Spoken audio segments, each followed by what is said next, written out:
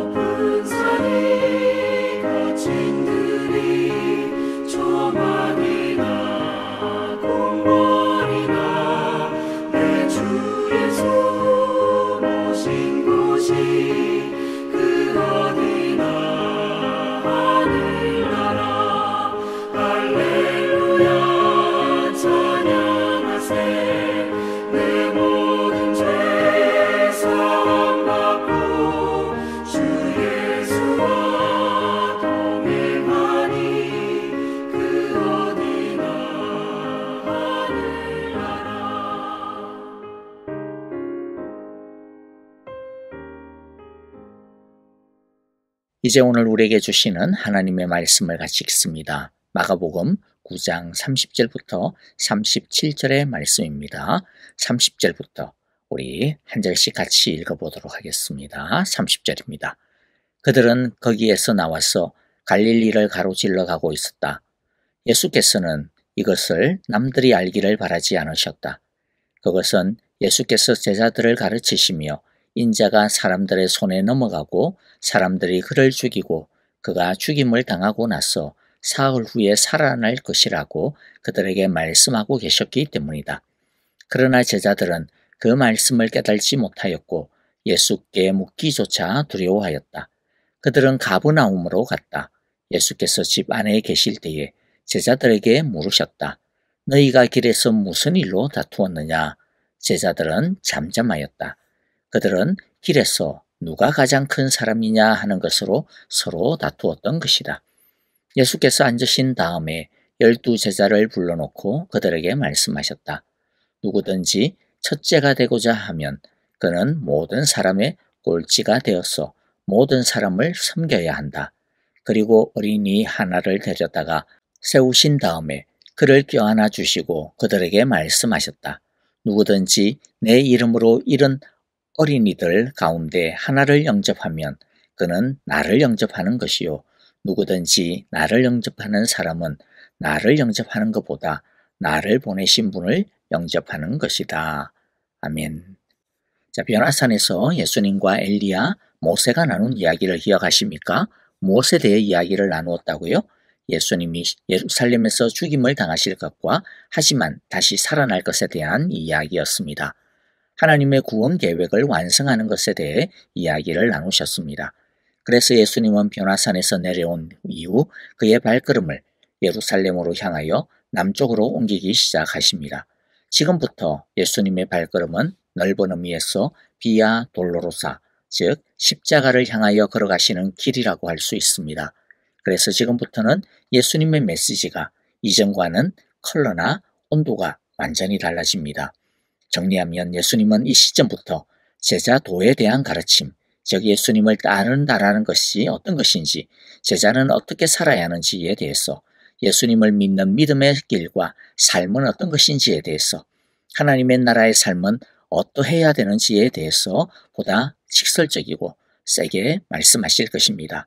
그리고 뿐만 아니라 무엇보다도 예수님의 고난받음과 십자가의 죽음, 그리고 사흘 만에 다시 부활하실 것에 대해서 지속적으로 반복하여 제자들에게 집중하여 가르쳐 주십니다.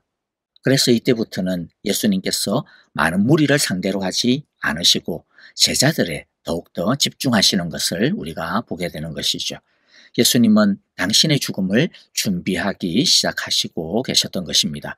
자, 오늘 31절에 보면 예수님은 이제 세 번째로 자신이 이스라엘 사람들에 의해 죽임을 당할 것과 사흘 만에 부활할 것에 대해 말씀하십니다. 첫 번째 순환의 예고는 가이사랴 빌립보 도시 앞에서 베드로가 주는 그리스도시요 살아계신 하나님의 아들이십니다 라는 신앙 고백을 한 후에 말씀하셨습니다. 그러니까 진짜 믿음이 뭐냐라고 하는 그 핵심이 바로 십자가의 죽음과 부활이라는 것이라는 거죠. 두 번째 순환 예고는 변화산에서 내려오면서 말씀하셨습니다. 다만 이때는 모든 제자들이 들은 것이 아니고 베드로와 야고보, 요한 이 세 제자만이 들었습니다. 그러니까 오늘 예수님께서 하신 순환의 예고 세 번째 하신 말씀은 전체 제자들에게는 두 번째에 해당되어지는 것이죠. 자, 그런데 이 두 번째 지금 말씀하시는 이 순환 예고는 그냥 뭐 한 번 이야기하고 그친 것이 아니라 길을 걸어가면서 지속적으로 이것에 대한 의미들과 이것에 대한 메시지들, 이것이 왜 필요한지, 이것의 목적, 이와 같은 것들, 즉 십자가와 부활의 의미에 대해서 꾸준하게 제자들에게 가르치고 있었다라는 거죠. 그런데 제자들은 계속 그 말씀을 들으면서도 예수님의 이 죽음과 부활의 이 예고의 말씀의 핵심을 깨닫지 못하고 있는 것을 보게 됩니다.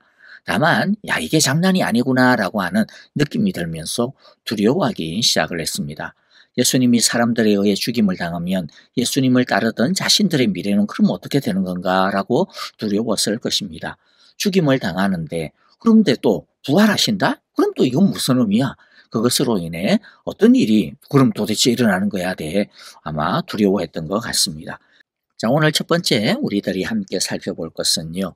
예수님을 따르는 제자된 우리에게 이 예수님의 십자가의 죽음과 부활이 어떤 의미가 있나, 메시지가 있나라고 하는 것입니다. 십자가와 부활은 우리 믿음과 제자도의 시작이요, 본질이요, 중심입니다. 우리가 어떻게 제자가 됩니까? 예수님께서 십자가에서 우리 대신 우리의 죄값을 대신 지시고 죽으심으로 우리의 죄를 씻어주셔서 우리가 하나님의 자녀로 받아들여질 수 있게 되었기 때문입니다. 부활을 통하여 죽음과 죄를 정복하시고 새로운 하나님의 나라를 이루어 주셨기 때문에 우리가 제자가 될 수 있었던 것이죠. 우리가 이 세상에서 제자로서 주님을 따를 수 있는 이 믿음의 능력은 십자가를 통해 우리가 죄에 대하여 죽은 자가 되었고 부활을 통해 우리가 의에 대하여는 산 자가 되었기 때문입니다. 우리가 비록 육신을 입고 이 세상 가운데 살지만은 이 십자가와 부활을 통해 우리는 죄에서 자유하는 능력을 가지게 되고 죄와 싸우는 힘을 가지게 되었고 죄를 이기는 권세를 가지게 된 것입니다. 그러므로 십자가와 부활은 우리가 구원을 얻는 시작점일 뿐만 아니라 우리가 하나님의 자녀답게 의롭게 살아가는 힘이요, 우리가 하나님의 의의 도구로 살아가는 능력이 되는 것입니다. 로마서 5장 17절에 넘치는 은혜와 의의 선물을 받는 사람들은, 즉 구원을 얻는 우리들 주님의 제자들은 예수 그리스도 한 분으로 말미암아 생명 안에서 왕노릇하게 되리라는 것은 더욱더 확실합니다. 우리가 어떻게 왕노릇합니까? 예수 그리스도 한 분으로 말미암아, 즉 십자가와 부활로 말미암아라는 것이죠. 로마서 7장 4절에서는 나의 형제자매 여러분, 그러므로 여러분도 그리스도의 몸으로 말미암아, 즉 죽으심으로 말미암아 율법에 대해서는 죽임을 당했습니다. 그래서 여러분은 다른 분, 곧 죽은 사람들 가운데서 살아나신 그분에게 속하게 되었습니다. 그것은 우리가 하나님을 위하여 열매를 맺게 하기 위함입니다. 여러분, 기억하고 항상 믿음으로 그러므로 살아가기를 원합니다. 십자가가 우리의 생명의 능력입니다. 부활이 우리의 의의 능력입니다. 자, 이제 우리 오늘 두 번째 말씀을 함께 살펴보겠는데요. 예수님의 죽음과 부활에 대한 말씀을 듣고 걱정하며 꿀꿀해하던 제자들은 그런데 도중에 큰 다툼을 벌이게 됩니다. 가버나움에 도착하고 나서 예수님은 야, 니네들 왜 길 가다가 도중에 그렇게 서로 다투었어? 라고 묻습니다. 예수님의 이 말에 제자들은 아무 말도 못합니다. 창피한 줄 알았나 봅니다. 그들은 자기들 중에서 누가 가장 큰 사람이냐라고 서로 다투었기 때문이죠. 지금 길을 오는 내내 예수님은 제자들에게 무엇을 가르치셨습니까? 자기가 사람들에게 죽임을 당할 거라고, 그러한 십자가의 죽음에 대한 말씀을 계속 가르치시지 않았습니까? 그 말의 뜻이 뭡니까? 니네가 기대하듯이 예루살렘에 가면 내가 메시아로 왕으로 등극해서 너희들도 한 자리 차지하게 될 거다? 야, 그런 기대는 아예 하지 마라. 메시아는 그런 길이 아니다. 그런 삶이 아니다. 오히려 십자가의 죽음의 길이다 라고 하는 것을 계속 말씀하신 것이죠. 예수님이 죽임을 당하는데 예수님을 따르던 제자라고 그럼 무사하겠습니까? 그래서 그들은 예수님의 이 죽음에 대한 예고를 듣고 두려워하고 있는 것 아닙니까? 그런데 그들은 이거 순간적으로 까맣게 잊어버리고 누가 제일 크냐라고 그것을 가지고 서로 다투고 있는 것이죠. 생각이 없어도 어떻게 이렇게 생각이 없을까 싶습니다. 예수님은 이런 12제자를 불러놓고 그들에게 뭐라고 말씀하십니까? 누구든지 첫째가 되고자 하면 그는 모든 사람의 꼴찌가 되어서 모든 사람을 섬겨야 한다라고 말씀해 주십니다. 그리고는 어린이를 데려다가 이렇게 말씀하시죠. 누구든지 내 이름으로 이런 어린이들 가운데 하나를 영접하면 그는 나를 영접하는 것이요, 누구든지 나를 영접하는 사람은 나를 영접하는 것보다 나를 보내신 분을 영접하는 것이다. 예수님의 말씀이 의미하는 바가 무엇입니까? 제자됨, 믿음의 첫 단추, 기초, 시작. 제자됨의 중심이 예수님의 십자가와 부활이었다면 예수님의 제자로 살아가는 예수님의 제자의 삶의 첫걸음, 제자도의 중심은 바로 섬김, 낮아짐이라는 것입니다. 왜 섬김이, 낮아짐이 제자의 삶의 첫 번째일까요? 그것은 예수님의 정신이요, 예수님의 인격의 진수가 섬김이요, 낮아짐이기 때문입니다. 예수님은 하나님이시지만 우리를 섬기기 위해 사람이 되셨고 죄인의 대표자가 되어 십자가에서 죽기까지 우리를 섬기셨습니다. 우리가 구원을 얻을 수 있는 것은 이처럼 전적인 예수님의 낮아짐, 섬김, 죽음이 있었기 때문입니다. 그러므로 예수님을 배우고 본받고 따르는 예수님의 제자로서의 가장 첫 번째가 무엇이겠습니까? 예수님처럼 낮아지는 것이죠. 예수님처럼 섬기는 것이 당연한 것입니다. 그리고 이렇게 사람이 되시기까지 낮아지시고 죽기까지 섬기신 그 예수님을 하나님께서는 높이셨다라고 말씀합니다. 그러므로 하나님께서는 누구를 높이실까요? 바로 예수님처럼 자신을 섬기는 종으로 둠으로써 다른 사람을 생명의 길로 인도하고 복되게 하는 사람입니다. 하나님은 이 원리를 너무나도 분명하게 우리에게 확실하게 가르쳐주고 계시죠. 빌립보서 2장 6절부터 9절입니다. 그는, 즉 예수님은 하나님의 모습을 지니셨으나 하나님과 동등함을 당연하게 생각하지 않으시고 오히려 자기를 비워서 종의 모습을 취하시고 사람과 같이 되셨습니다. 그는 사람의 모양으로 나타나셔서 자기를 낮추시고 죽기까지 순종하셨으니 곧 십자가에 죽기까지 하셨습니다. 그러므로 하나님께서는 그를 지극히 높이시고 모든 이름 위에 뛰어난 이름을 그에게 주셨습니다. 그러므로 여러분, 예수님의 이 섬김의 마음, 낮아짐의 이 마음을, 이 원리를 우리 모두 꼭 새겨 주님을 따르는 참 제자들이 되어지기를 원합니다. 그리하여 우리 모두 이 예수님의 마음을 가지고 살아가기를 원합니다. 그리스도 안에서 서로 격려하고 사랑과 위로를 나누며 따뜻한 교제를 나눕시다. 나와 다르더라도 서로 이해하고 동정심을 가지고 연민의 마음으로 서로를 용납하며 살아갑시다. 나에게 좀 잘못을 한 경우라도 물론 힘은 들겠지만 미워하지 않으려고 하고 되갚아 주려고 하는 마음을 죽이고 예수님께서 우리에게 하신 것처럼 자비의 마음을 가지고 용서하기를 원합니다. 빌립보서 2장 2절부터 4절 이렇게 우리에게 주님의 길을 말씀하고 가르쳐 주십니다. 여러분은 같은 생각을 품고 같은 사랑을 가지고 뜻을 합하여 한 마음이 되어서 내 기쁨이 넘치게 해주십시오. 무슨 일을 하든지 경쟁심이나 허영으로 하지 말고 겸손한 마음으로 하고 자기보다 서로 남을 낮게 여기십시오. 또한 여러분은 자기 일만 돌보지 말고 서로 다른 사람들의 일도 돌보아 주십시오. 여러분, 우리는 우리가 다른 사람들을 섬기는 것이 얼마나 힘든지 잘 압니다. 예수님처럼 섬겨야지 하는 마음을 가지고 있지만은 그런데 그 결단만큼 잘 되지 않아서 그만큼 또 많이 힘들어하기도 합니다. 그럴 때 우리는 더 기가 죽고 죄책감에 낙담하게 되어지죠. 우리가 다른 사람을 섬길 수 있는 이 제자의 길을 제대로 갈 수 있는 길은 그러므로 우리 힘으로 가능하지 않다라는 거죠. 이 섬김의 제자의 길을 걸어갈 수 있는 능력의 원천은 바로 예수님의 십자가와 부활의 능력입니다. 예수님의 사랑의 힘입니다. 빌립보서 2장 5절의 말씀처럼 그러므로 우리 안에 이 마음을 품기를 원합니다. 예수님의 마음을 품기를 원합니다. 예수님의 십자가의 사랑의 마음을 품기를 원합니다. 예수님의 부활의 능력의 그 새 생명의 능력을 그 마음을 품기를 원합니다. 그러므로 우리 모두 날마다 십자가와 부활의 주님을 묵상하고 사랑하며 그 주님 안에 거함으로써 예수님의 이 마음을 우리 안에 풍성히 날마다 담아가는 하루하루가 되기를 원합니다.